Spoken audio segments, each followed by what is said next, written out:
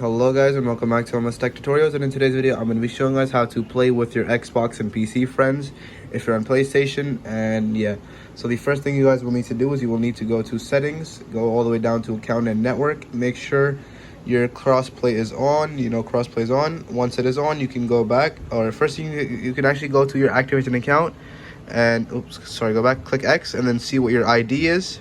Right now, once you do that, you're going to go back to settings again. You're going to go to social, and then from social, you're going to go to right here, add friends. From add friends, you're basically just going to enter the Activision ID I just showed you guys.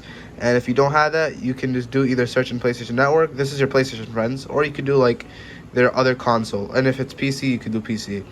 And yeah, so that is how basically you can add and play with your cross-play friends. And yeah, that is it for the video. Thank you guys for watching. Make sure to give the video a thumbs up, subscribe to the channel, and have a great day.